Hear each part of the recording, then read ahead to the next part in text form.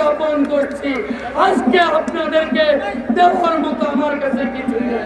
আজকে আমি রিক্ত হস্তে আপনাদের কাছে দাঁড়িয়েছি। আমি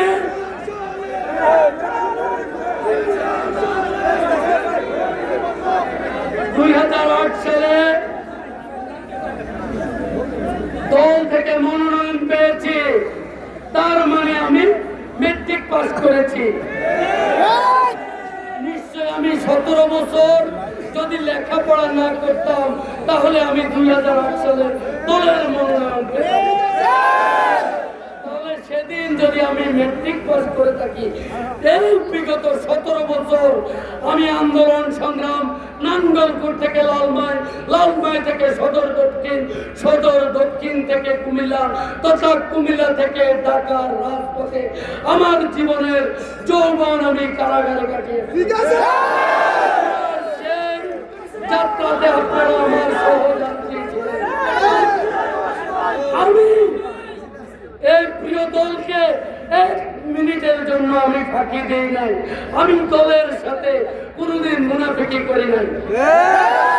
আপনারা দেখেন আমার নেতা কর্মীদের রক্তের বিনিময়ে আমার এই মনোনয়ন ছিল আমার অধিকার।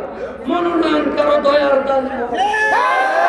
আমার সেই অধিকার থেকে আমাকে বঞ্চিত করা হয়েছে, যার জন্য আপনারা আমার জন্য হাটে কাটে মোটে বিগত 1.5 মাস আন্দোলন করেছেন।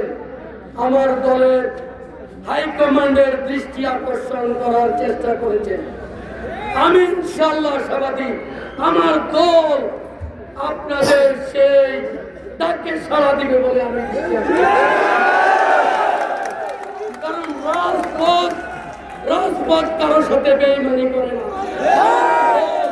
আমার দলের ঊর্ধ্বতন কর্তৃপক্ষ এই মনোনয়ন নিয়ে ষড়যন্ত্র হয়েছে, এটা নাঙ্গলকোট লালমাই তথা সারা বাংলাদেশের আকাশ বাতাস সবাই জানে এই মনোনয়ন নিয়ে ষড়যন্ত্র হয়েছে।